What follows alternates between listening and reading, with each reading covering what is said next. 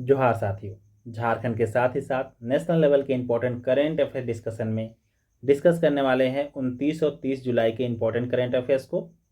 तो आइए वीडियो को शुरू करते हैं और देखते हैं आज का सबसे पहला क्वेश्चन। ध्यान रखिएगा, जो भी करेंट अफेयर्स डिस्कस करते हैं डिटेल में डिस्कस करते हैं ताकि एग्जाम में उससे जुड़ी हुई कोई भी इंफॉर्मेशन रिलेटेड आपसे क्वेश्चन पूछी जाए तो आप उसे सही कर पाएँ। और साथ ही साथ आजकल जो करेंट अफेयर्स है वो थोड़ा डीप में ही पूछा जाता है, तो ध्यान रखेंगे वन लाइनर करेंट अफेयर्स पढ़ने से बचे और साथ ही साथ डेली जो है करेंट अफेयर्स पढ़े तो आप सभी का लेवल अच्छा हो जाएगा। देखते हैं आज का सबसे पहला क्वेश्चन। आज का सबसे पहला क्वेश्चन है, झारखंड में विभिन्न बीमारियों के टीकाकरण के लिए सघन टीकाकरण मिशन के तहत जो टीकाकरण कार्यक्रम है वो 3 चरणों में आयोजित किया जाएगा। और आपको बताना है ये जो मिशन इंद्रधनुष है इसकी शुरुआत कब की गई थी, क्योंकि मिशन इंद्रधनुष के तहत ही जो है ये टीकाकरण कार्यक्रम चलाया जाता है। तो ध्यान रखिएगा, ये जो मिशन इंद्रधनुष है इसकी शुरुआत की गई थी 2014 में। डेट भी ध्यान रखिएगा 25 दिसंबर 2014। और 25 दिसंबर 2014 को क्या मनाया जाता है? सुशासन दिवस मनाया जाता है, ये भी ध्यान रखना है। अब इस योजना से जुड़ी हुई कुछ महत्वपूर्ण बातें जो डिस्कस करनी जरूरी है और एग्जाम में आप लोगों से पूछा भी जा सकता है। सबसे पहला बात, 201 जिलों में इसकी शुरुआत की गई थी, 201 जिलों में 2014 में। और इसमें टोटल 7 बीमारी उस समय जो है शामिल की गई थी। 7 बीमारियां कौन कौन सी हैं? तपेदिक, polio, hepatitis B, diphtheria, pertussis, tetanus और खसरा। ठीक है, और खसरा इसमें शामिल की गई थी। जब ये प्रोग्राम आगे बढ़ा और इसमें कोई खास तेजी टीकाकरण कार्यक्रम में नहीं दिख रही थी, तब 2017-18 में एक इंटेंसिव मिशन इंद्रधनुष आयोजित किया गया। इंटेंसिव मिशन इंद्रधनुष, ठीक है। और इसके तहत क्या हुआ कि जो रफ्तार है टीकाकरण की वो बढ़ाई गई और ये टारगेट रखा गया कि 2020 तक टीकाकरण का जो टारगेट है उसे कंप्लीट करना है, लेकिन कंप्लीट नहीं हो पाया। और देखिए अब जो है ये आगे बढ़ चुका है, 2023 आ चुका है और 5.0 लॉन्च किया जा सकता है। मतलब कि जो 5वां संस्करण है मिशन इंद्रधनुष का, इंटेंसिव मिशन इंद्रधनुष का, वो लॉन्च किया जा चुका है। और झारखंड में भी इसे 3 चरणों में जो है वो चलाया जाएगा। कौन कौन सी डेट, तो यहाँ पे ध्यान रखिएगा, डेट बहुत ज़्यादा इंपॉर्टेंट है नहीं आपके एग्जाम के लिए, बस 3 चरण ध्यान रखिएगा, 7 से 12 अगस्त, 11 से 16 सितंबर और 9 से 14 अक्टूबर 2023 को इसका आयोजन किया जाएगा। झारखंड में भी टीकाकरण कार्यक्रम चलाया जाएगा और इसके तहत और भी बीमारियां अब शामिल कर ली जा चुकी हैं, जैसे कि जापानी इन्फ्लुएंजाइटिस, मेनिनजाइटिस, फिर उसके बाद हेमोफिलस इन्फ्लुएंजा एक बीमारी होती है, इसे भी शामिल कर लिया गया।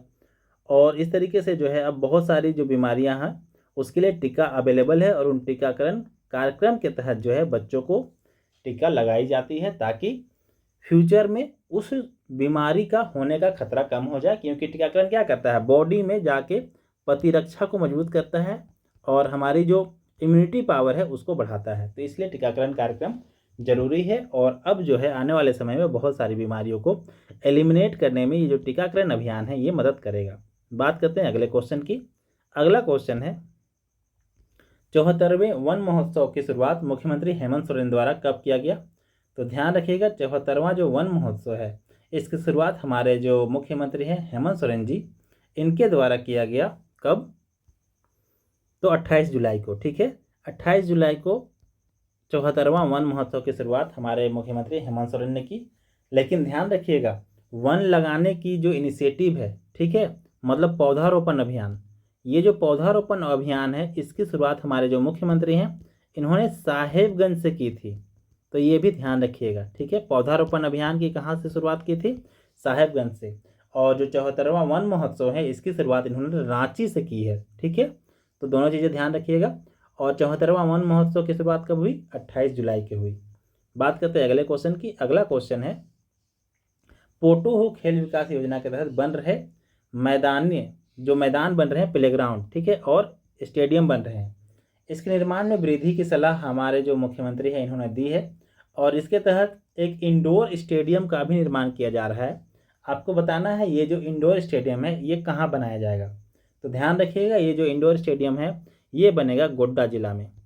गोड्डा जिला में पोड़ैयाहाट, ठीक है, पोड़ैयाहाट इंडोर स्टेडियम जो है वो बनाया जाएगा। पोड़ैयाहाट आप सभी को पता है, थोड़ा सा मतलब कि फेमस जगह है। ठीक है, तो यहाँ पे इंडोर स्टेडियम बनाया जाएगा। साथ ही साथ कुछ प्रमुख स्टेडियम जो है इनकी गति को बनाने की जो गति है उसको तेज करने के लिए सलाह दी हमारे मुख्यमंत्री हेमंत सोरेन ने। जैसे इसमें प्रमुख जो स्टेडियम है या मैदान है उसकी चर्चा कर देता हूँ।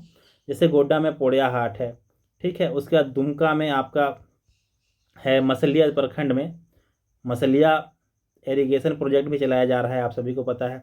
फिर डुमरिया स्टेशन है। चाकुलिया कहाँ पड़ेगा? पूर्वी सिंहभूम, चाकुलिया में बन रहा है स्टेडियम। उसके बाद सारमजदा, ठीक है, ये आपका जमशेदपुर में है, पड़ता है, ठीक है, सारजामदा, ठीक है। और उसके बाद पटमदा तो सुने ही होंगे, ये भी आपका पड़ता है पूर्वी सिंहभूम में, तो यहाँ पर भी बनाया जा रहा है। फिर साहेबगंज में सिद्धू कानू स्टेडियम बनाया जा रहा है। राजमहल में आउटडोर स्टेडियम बनाया जा रहा है, ठीक है। ऐसे तो सारे आउटडोर ही है लेकिन इसका नाम है राजमहल आउटडोर स्टेडियम। तो ये कुछ प्रमुख स्टेडियम है जो बन रहे हैं और इनको बनाया जा रहा है पोटो खेल विकास योजना के तहत। ध्यान रखिएगा इस योजना की शुरुआत 2020 में की गई थी।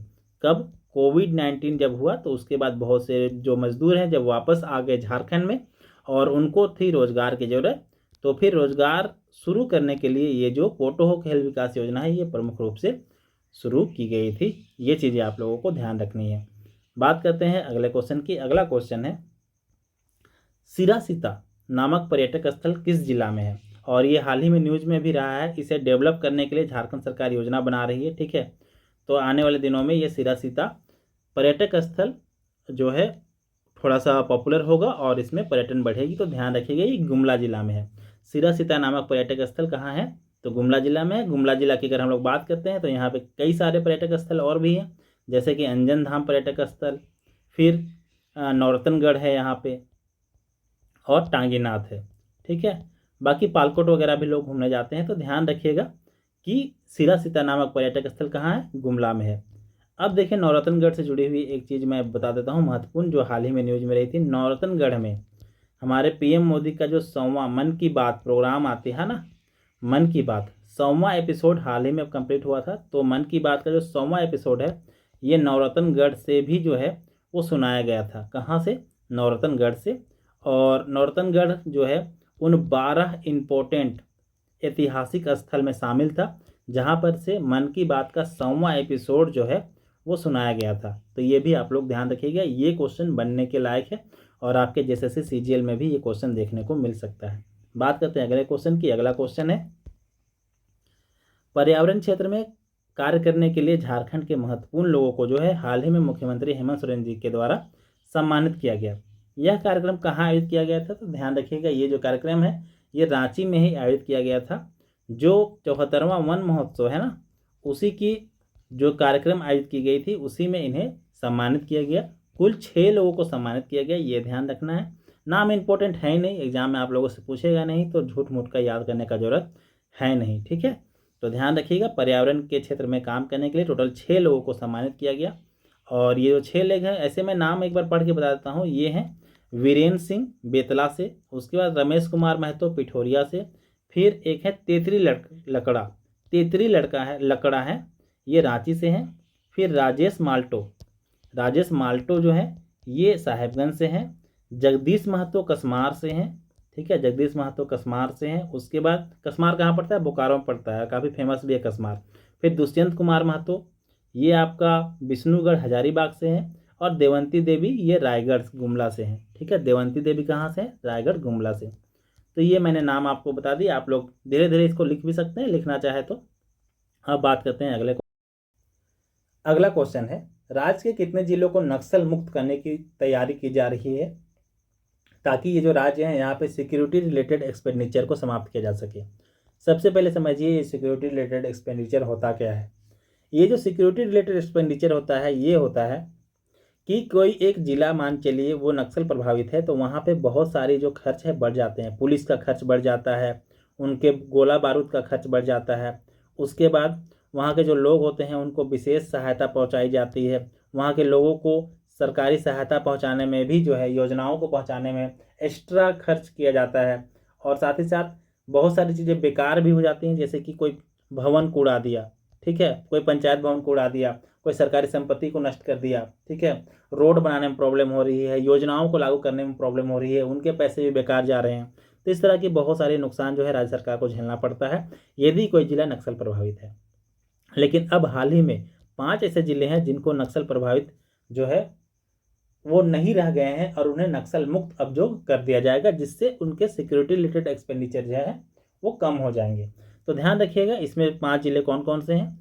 तो धनबाद है, दुमका है, उसके बाद पूर्वी सिंहभूम, हजारीबाग और पलामू। ये जो 5 जिले हैं ये अब नक्सल मुक्त होने वाले हैं और ये जो 5 जिले हैं यहाँ पे अब जो है खर्च कम हो जाएंगे, सिक्योरिटी रिलेटेड एक्सपेंडिचर जो है वो कम हो जाएंगे। उसके बाद क्या ध्यान रखना है, उसके बाद ये ध्यान रखना है कि 6 जिले ऐसे होंगे जो आने वाले समय में नक्सल फ्री होंगे, जैसे सरायकेला खरसावां, उसके बाद चतरा, खूंटी, रांची और बोकारो, और साथ ही साथ इसके साथ ही है गढ़वा। ठीक है, सरायकेला खरसावां, चतरा, खूंटी, रांची, बोकारो और गढ़वा। ठीक है, ये 6 जिले हैं जहाँ पे जो है आने वाले दिनों में नक्सली मुक्त हो सकता है ये जिला। और साथ ही साथ ध्यान रखना है अभी सबसे बड़ी समस्या किन किन जिलों में है, तो ध्यान रखिएगा गिरिडीह में सबसे ज़्यादा नक्सली समस्या है, अभी गुमला में है, लातेहार में है, लोहरदगा में है और पश्चिमी सिंहभूम में। पश्चिमी सिंहभूम ध्यान रखिएगा, पश्चिमी सिंहभूम को उन टॉप 12 डिस्ट्रिक्ट में शामिल किया गया है। 12 सबसे ज़्यादा नक्सल प्रभावित जो जिले हैं देश के उसमें शामिल किया गया है पश्चिमी सिंहभूम को। तो पश्चिमी सिंहभूम अभी झारखंड में सबसे ज़्यादा नक्सल प्रभावित दौर से गुजर रहा है। बाकी रांची का भी कुछ कुछ क्षेत्र है जहाँ पे अभी नक्सली काफ़ी ज़्यादा सक्रिय हैं।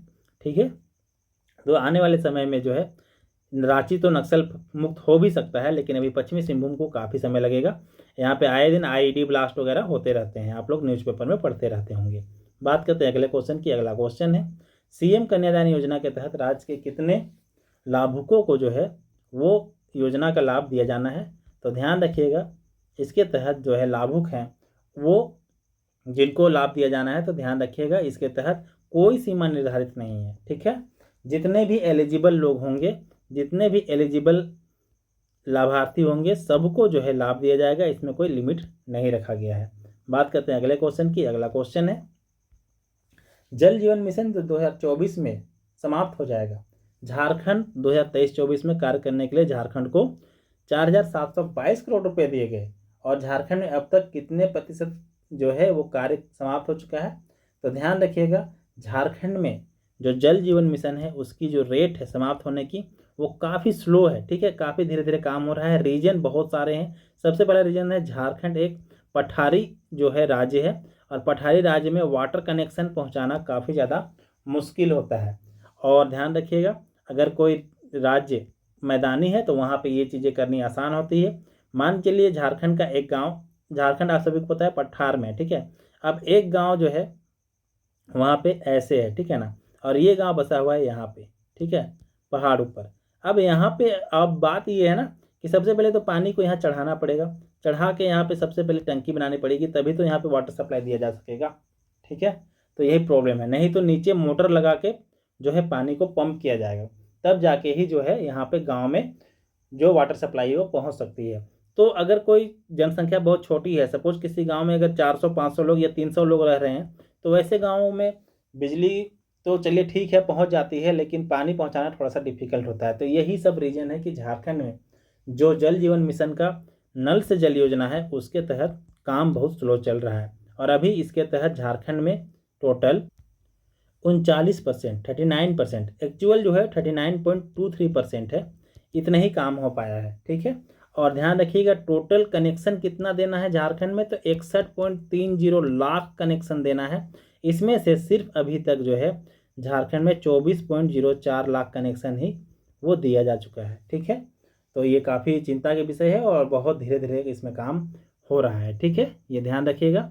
और साथ ही साथ क्या ध्यान रखना है कि ये जो नल से जल योजना है ये एक महत्वाकांक्षी योजना थी। 2019 में हमारे जो प्रधानमंत्री मोदी हैं इनके द्वारा शुरू किया गया था, जल शक्ति मंत्रालय द्वारा यह चलाया जाता है, तो यह भी ध्यान रखना है। और पैसे पूरी तरह से खर्च हो ही नहीं पा रहे हैं क्योंकि जिस रेट से काम होना था वो नहीं हो पा रहा है। 2024 इसका डेडलाइन है, 2024 में ये जो योजना है ये समाप्त हो जाएगा। लेकिन मुझे लगता है कुछ कुछ राज्यों के लिए ये जो योजना है ये आने वाले समय में एक्सटेंड होगी, बढ़ेगी। ठीक है, बात करते हैं अगले क्वेश्चन की। अगला क्वेश्चन है, पारंपरिक खेलों का अस्तित्व बचाए रखने के लिए छत्तीसगढ़ द्वारा छत्तीसगढ़िया ओलंपिक का आयोजन किया जा रहा है। ठीक है, और ये एक अच्छी इनिशिएटिव है किसी राज्य में अगर पारंपरिक खेलों को बचाया जाता है तो। जैसे कि झारखंड में भी बहुत सारे ऐसे पारंपरिक खेल हैं, जैसे पिट्टो हो गया। ठीक है, और उसके बाद और भी बहुत सारी चीज़ हैं। एक जो है छूर बोलते हैं, वो भी आपका मतलब कि अलग अलग क्षेत्रों में अलग अलग नाम जाना जाता है, तो ये भी पारंपरिक खेल है झारखंड का। तो इन सब पारंपरिक खेलों को बचाया जाना चाहिए, और इससे क्या होगा कि ये जो परंपरा है ये बची रहेगी। तो ध्यान रखिएगा, अभी जो छत्तीसगढ़िया ओलंपिक आयोजित किया गया है, छत्तीसगढ़ में इसका आयोजन होगा, और इसके तहत कुल जो पारंपरिक खेल हैं वो कितने बचाए जाएंगे, तो ध्यान रखिएगा कुल इसके तहत 16 खेल जो है वो शामिल किए गए हैं, जिसमें गिल्ली डंडा है, पिट्टूल है, संखली है, लंगड़ी दौड़ है, कबड्डी, खो खो, रस्साकसी, और फिर भंवरा, 100 मीटर दौड़, लंबी कूद, ये सब जो है शामिल किए गए हैं, कुछ महत्वपूर्ण है।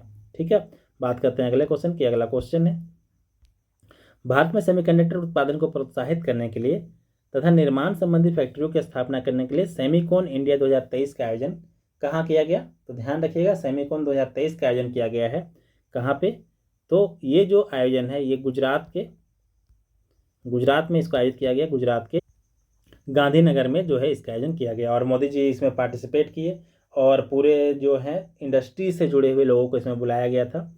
और एक कंपनी है माइक्रोन, यूएसए की कंपनी है, चिप बनाती है। ठीक है, तो ये जो है आने वाले दिनों में भारत में इन्वेस्टमेंट करेगी, माइक्रोन नामक कंपनी। साथ ही साथ जो एचपी है ये भी भारत में इन्वेस्ट करेगी, और इसके बाद जो फॉक्सकॉन है, फॉक्सकॉन भी इंडिया में इन्वेस्ट करेगी। फॉक्सकॉन जो है तमिलनाडु में जो है प्लांट लगाएगी। पहले फॉक्सकॉन और वेदांता मिलकर जो है बनाने वाले थे चिप सेट कंपनी, कहाँ पे, गुजरात में, लेकिन गुजरात से जो है इन्होंने बैकआउट कर लिया है, मतलब कि पीछे आ गए हैं, और अब जो है फॉक्सकॉन ने डिसाइड किया है कि तमिलनाडु में जो है वो फैक्ट्री लगाई जाएगी। ठीक है, तो ये चीज़ आप लोगों को ध्यान रखनी है, वेदांता ग्रुप यूके का है। ठीक है, बात करते हैं अगले क्वेश्चन की। हाँ, तो एक चीज़ इसमें ध्यान रखिएगा कि क्या क्या होगा, तो जो फैक्ट्री लगाई जाएगी उसमें सब्सिडी दी जाएगी, कंपनियों को 50% तक सब्सिडी दी जाएगी। ठीक है, मतलब 50% खर्च इसमें भारत सरकार करेगी, और 50% जो कंपनियां होगी वो करेगी। और इसके साथ ही साथ आने वाले दिनों में प्रमुख रूप से चिपसेट और डिस्प्ले, जो display, mobile display, laptop display, LCD वगैरह होती है, वो डिस्प्ले जो है प्रमुख रूप से भारत में बनाई जाएगी, ताकि जो आत्मनिर्भर भारत है वो पूरा किया जा सके। बात करते हैं अगले क्वेश्चन की। अगला क्वेश्चन है और इम्पोर्टेंट है, जूस जैकिंग स्पैम। एक होता है जूस जैकिंग स्पैम, एक प्रकार का साइबर क्राइम है जो तेजी से बढ़ रहा है, हाल ही में समाचार पत्रों में सुर्खियों में भी रहा। ये जो है कैसे जो है लोगों तक पहुंचता है, तो ध्यान रखिएगा ये जो है लोगों तक कैसे पहुंचता है, तो ये पब्लिक चार्जिंग स्टेशन के द्वारा। ध्यान रखिए, मान चलिए यहाँ पे पब्लिक चार्जिंग स्टेशन है, आप गए, अरे, और सबसे पहले यहाँ पे फ्री लिखा रहता है, तो जैसे ही आप फ्री देखेंगे इसके तरफ आप अट्रैक्ट हो जाएंगे, फ्री देखेंगे फिर फ्री में मोबाइल चार्ज हो जाएगा, क्योंकि कई लोग जो पैसे लेते हैं मोबाइल चार्ज करने की, और रेलवे स्टेशन, एयरपोर्ट, इन सब चीज़ों पर ये सब ज़्यादा होता है। तो आप लोग भी जो है अगले बार ध्यान रखेंगे कि कहीं पर भी रेलवे वगैरह में जाए तो ध्यान से अपने जो है मोबाइल वो चार्ज करें। सबसे पहले ये क्या करते हैं, एक ऐसा सॉफ्टवेयर इस चार्जिंग स्टेशन में इंस्टॉल करेंगे जो आपसे मोबाइल से कनेक्ट होते ही आपके जो सारे डेटा है वो ले लेगा, जिसमें आपका बैंक का डिटेल हो सकता है, या फ़ोनपे का डिटेल हो सकता है, पेटीएम का डिटेल हो सकता है, तो बहुत सारे जो है वो डिटेल ये ले लेगा, पासवर्ड वगैरह आपका ले लेगा, फिर उसी से जो है आपके अकाउंट के सारे पैसे उड़ाए जा सकते हैं, या फिर आपकी जो पर्सनल इन्फॉर्मेशन है वो सोशल मीडिया या फिर कहीं भी शेयर करके आपसे पैसे कमाए जा सकते हैं। ठीक है, तो ध्यान रखिएगा पब्लिक चार्जिंग स्टेशन में जूस जैकिंग स्पैम जो है वो होता है, और ये कंप्यूटर का इंपॉर्टेंट क्वेश्चन भी बन सकता है। बात करते हैं अगले क्वेश्चन की। अगला क्वेश्चन है, महाराष्ट्र सरकार द्वारा पहला उद्योग रत्न पुरस्कार किसे ध्यान दिया गया, तो ध्यान रखिएगा पहला उद्योग रत्न पुरस्कार दिया गया है रतन टाटा जी को, और ये जो है किसी इंट्रोडक्शन के मोहताज हैं ही नहीं, टाटा के मानद चेयरमैन हैं, टाटा ग्रुप के जो है मानद चेयरमैन हैं अभी रतन टाटा, और अब जो है काफ़ी ओल्ड हो चुके हैं, लेकिन भी अभी भी ये प्रोग्राम वगैरह में जाते रहते हैं जहाँ भी पॉसिबल हो सके, और काफ़ी बड़े जो हैं दानकर्ता भी हैं। और टाटा जो है एक बहुत बड़ी ऑर्गेनाइजेशन है, आप सभी को पता ही होगा। ठीक है, अलग अलग विश्व की बड़ी बड़ी कंपनियां जो है इसमें आती है, जैसे कि TCS हो गया, टाटा स्टील, टाटा मोटर्स, ठीक है, इंट्रोडक्शन का कोई ज़रूरत है ही नहीं। बात करते हैं अगले क्वेश्चन की। अगला क्वेश्चन है इंटरनेशनल टाइगर डे कब मनाया जाता है? तो ध्यान रखिएगा, इंटरनेशनल टाइगर डे मनाया जाता है 29 जुलाई को, ठीक है, 29 जुलाई को। और विश्व का 75% जो टाइगर है वो कहाँ पाया जाता है? भारत में ही पाया जाता है। अगर इसकी संख्या की बात करें तो जो है इसकी जो संख्या, मतलब भारत में टाइगर कितने हैं, तो ध्यान रखिएगा सबसे ज़्यादा ये MP में है, ठीक है। MP को टाइगर स्टेट भी कहा जाता है। कुल टोटल कितने हैं? 785, ठीक है। तो मध्य प्रदेश में कितने हैं? 785 हैं। वहीं अगर हम लोग बात करते हैं टोटल कितने टाइगर भारत में हैं, तो ध्यान रखिएगा यहाँ पे एक रिपोर्ट की मैं अगर बात करूँ, इस रिपोर्ट का नाम है स्टेटस ऑफ टाइगर को प्रीडर्स एंड प्रे रिपोर्ट 2022, ठीक है। और ये जो है ये दिया जाता है देहरादून में, एक संस्थान है, ठीक है। संस्थान का नाम है wild life institute of India, ठीक है, wild life institute of India, WII बोलते हैं, wild life institute of India, ये देहरादून में है और ये भारत सरकार की ही संस्थान है। तो इसके द्वारा ये रिपोर्ट दिया गया है जिसमें सबसे ज़्यादा जो टाइगर हैं वो मध्य प्रदेश में है, कितने? 785। उसके बाद कर्नाटका में है, कर्नाटका में 563 टाइगर है। और इस तरह से आप लोग बाकी जो स्टेट्स हैं वहाँ पे टाइगरों की संख्या देख सकते हैं, ठीक है। ये चीज़ ध्यान रखनी है।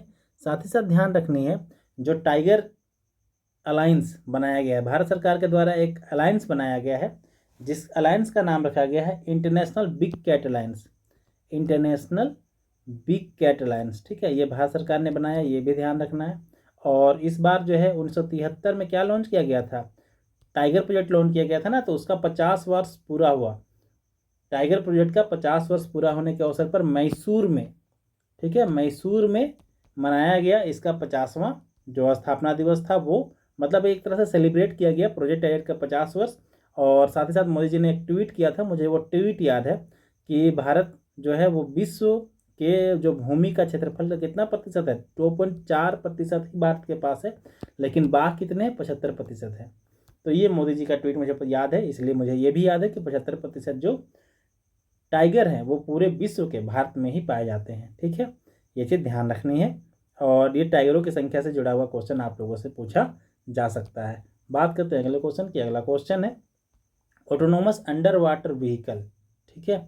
जो ऑटोनोमस अंडर वाटर व्हीकल है ये किस जलपोत निर्माण कंपनी के द्वारा बनाया गया है? तो ध्यान रखिएगा ये बनाया गया है garden rich ship builder and engineers के द्वारा। और इसका हेडक्वार्टर आपको कोलकाता में मिलेगा। कोलकाता का कंपनी है garden rich ship builder and engineers, तो ये ध्यान रखना है। और रांची झारखंड में भी जो JSSC के एग्जाम के लिए रांची में जो है गार्डन रिच शिप बिल्डर का इंजन निर्माण का जो फैक्ट्री है, डीजल इंजन निर्माण का, वो आपका धुरवा में है, ठीक है, धुरवा, रांची, झारखंड में। तो ये चीज़ आप लोगों को ध्यान रखनी है। बात करते हैं अगले क्वेश्चन की। अगला क्वेश्चन है G20 जलवायु एवं पर्यावरण स्थिरता पर मंत्रिमंडलीय बैठक कहाँ आयोजित की गई?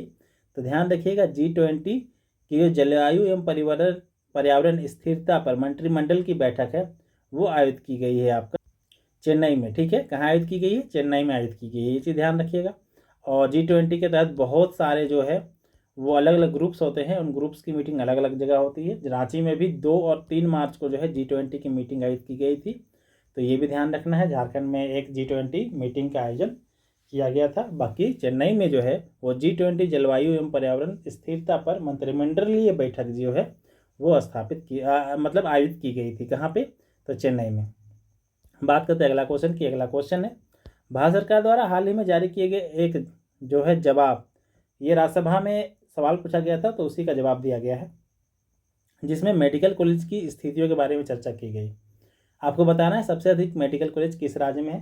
तो थोड़ा ट्रिकी क्वेश्चन हो सकता है आप लोगों के लिए। इसका जो करेक्ट आंसर है वो तमिलनाडु है। तमिलनाडु में जो है सबसे ज़्यादा मेडिकल कॉलेज है, ये चीज़ ध्यान रखना है। और यहाँ पे टोटल 74 कॉलेज हैं। उसके बाद कर्नाटका में टोटल कितने हैं? तो कर्नाटका में टोटल 70 कॉलेज हैं, ये चीज़ ध्यान रखना है। उसके बाद यूपी में 68 कॉलेज हैं जो मेडिकल कॉलेज हैं। तो इस तरीके से तमिलनाडु में सबसे ज़्यादा 74 कॉलेज हैं, ये चीज़ आप लोगों को ध्यान रखनी है, ठीक है। तो ये था आज का इंपॉर्टेंट करेंट अफेयर्स। 29 और 30 जुलाई के इंपॉर्टेंट करेंट अफेयर्स हम लोगों ने डिस्कस किए। और वीडियो रेगुलर मिलेगी, चैनल के साथ बने रहिए और बेस्ट रिवीजन करेंगे, ठीक है ना, करेंट अफेयर्स की, ताकि आप लोगों का कोई भी क्वेश्चन मिस ना हो। योजना के लिए अलग से वीडियो में लाऊंगा, बोला हूँ तो ज़रूर लाऊंगा, काम हो रहा है उसके ऊपर, ठीक है। चलिए मिलते हैं अगले करेंट अफेयर्स वीडियो में, तब तक के लिए आप सभी लोगों का चैनल से जुड़ने के लिए बहुत बहुत धन्यवाद।